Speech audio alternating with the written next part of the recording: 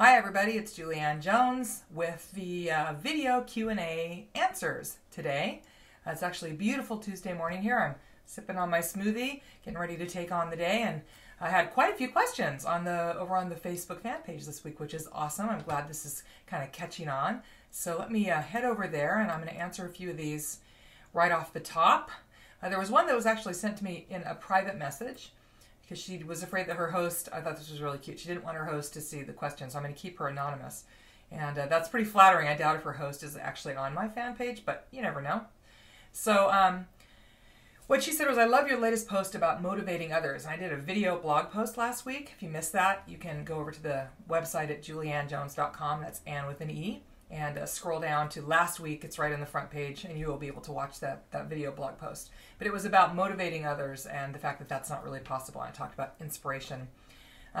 She said, I'm sending a message because I don't want my hostess to see my question. I just had a hostess who hosts a party every month for different direct sales businesses. It's her way of supporting the members in her network. Although I'm grateful for the opportunity, I had difficulty inspiring her to call her guests to remind them about the event. She expected 10 ladies, but only 4 turned up. I've asked her to follow up on the no-shows, but I'm not sure that she has. She loves the hostess necklace she received. I bet. She didn't purchase any jewelry on the day because she'd rather purchase it at the next party to support her friend of a friend who might book. No confirmation date. I'm following up. I would love tips on how to inspire a host who is a tad lackluster about what I offer. Thank you. There's a lot of layers, I think, to that question. And so the first thing I'm going to tell you is you have to hold your value when it comes to your hosts, and you have to be willing to ask for what you know you need to be successful in your business and for them to have a successful party. I think most representatives kind of come to those hosts with like their hat in their hands, you know, the famous Oliver line, can I have some more, please? And it's this self-deprecating, please book a party with me, I'll do anything if you say yes. And people have a tendency to take advantage of that, whether or not they realize it, whether they're, you know, intending to be taking advantage of it, it just sort of lends itself to that. And so if you have a host who isn't willing to work with you in the formula that you set forth for them, you have to ask yourself if it's worth your time to give that host that booking date on your calendar. So it starts, I think, with when they actually book the party and you laying out some expectations. Now, since you've done parties with this host in the past, you're probably going to have to redefine that relationship a little bit. You know, hey, I'm doing things a little bit differently. This is what I expect. You know, remember last time you thought you were going to have 10, only 4 came. That I think a lot of that might be because you didn't follow up with those folks, and that's really important because my party is not the most important thing on their calendar. So making that phone call a day ahead. So these are the things that I am sort of expecting you to do. And you can say that in a nice way, but if she's not willing to do that, or, you know, not willing to let you send the invitations, for example, or, you know, whatever else is on your sort of requirement list, then she's probably not a good candidate to host a party for you. And that's just the bottom line. So as far as what you can do now, not much. You know, the cat's already out of the bag, so to speak. The feathers are out of the pillow. You can't gather them back in. All you can do is hope to do things differently going forward with your future hosts. So that's my best advice for you. I had several questions this week about getting organized and follow up, and I just want to let you guys know that I'm getting ready to launch a brand new product that's going to support you with a lot of these things. I have the Get Organized and Take Back Your Life program, but I'm going to kind of tweak that. I'm still going to keep that program, and I'm going to do something a little bit differently as well. So stay tuned and watch for that. So question number 1 from Joni Mueller-Lyons. She says, customer follow-up seems to be a challenge. CRM, which stands for Client Retention Management Systems, look enticing, but they're too expensive at this point. And that is true. I use a CRM called Infusionsoft, and it's about $400 a month. So they're definitely expensive. I try, but I'm buried right now. Customers from the past that I really need to touch base with, where do you start? Most recent work. Do you start most recent and work back, or by type of lead, such as the lead versus existing customers? Do you use a tickler system? If so, is it paper or electronic? So I have actually talked about this question. She also said, oh, by the way, you've helped me get organized. Thank you. And this is how I found some of the loose ends. So that's great. That's tying up these loose ends is important. I've talked a lot about follow-up in the last few videos, actually, the last few Q&A Monday videos. You have to come up with a system that works for you, Joni, and there are lots of different systems.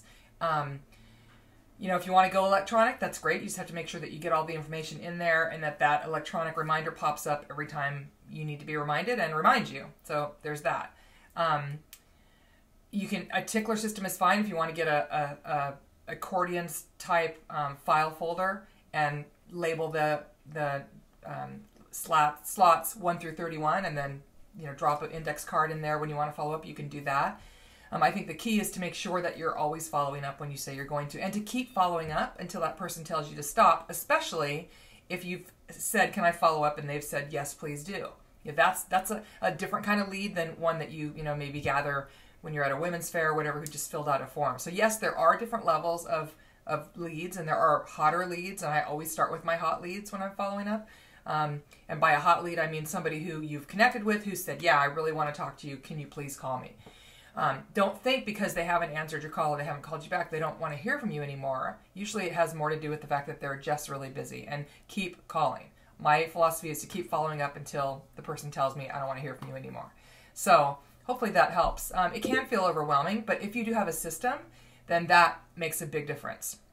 So think about getting a system in place and then, use it so that you're always following up when you say you're going to.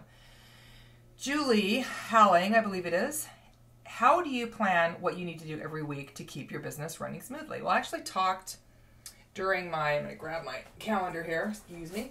I talked during my video blog, I'm pretty sure. I can't remember. At some point I talked about this. Maybe a blog coming up. Yeah, that it is. Actually, I recorded a video blog for this month, and I talked about my planner, and you can kind of see it's by a company called Planner Pads. This is a little bit smaller. They also make an 8.5 by 11 size. But what I like about this is it allows me to actually create a plan for my week. So along the top, it has a list of activities or categories. And then in the middle, for each day, you can actually list out the items that you want to do, the activities, and you can mark those off. And at the bottom, it's actually a calendar for appointments. Hopefully that showed. I can't really see what I'm doing. But I believe very strongly in having a planner and also a calendar. So I have a calendar. I use Outlook Calendar, and I keep all my appointments in there, and things pop up, and I have reminders in there to call people, that kind of thing. But my planner keeps me on track with a plan for my week. So I start on Sunday night, and I ask myself, what do I want to accomplish this week? What do I want to work on this week? Based on, like last week, I was out of the office from Wednesday through Saturday night, and I knew I wasn't going to be working those days, so it was a much smaller list. This week I'm in my office all week, so it's fuller. So what do I want to accomplish this week? And I like the idea of creating categories. So, if there's a project you're working on, that can be a category. If you want to work on sponsoring and connecting, that can be a category. And then underneath that, you write the things that you want to do. And then, for that day, each day of the week, as you're planning, you decide what activity you're going to take to get you to that goal that you're hoping to reach. So I think it's really important to create that plan. It's like goal setting on a weekly basis, and I think doing it Sunday night makes the most sense because then it's done for the whole week. So hopefully that helps.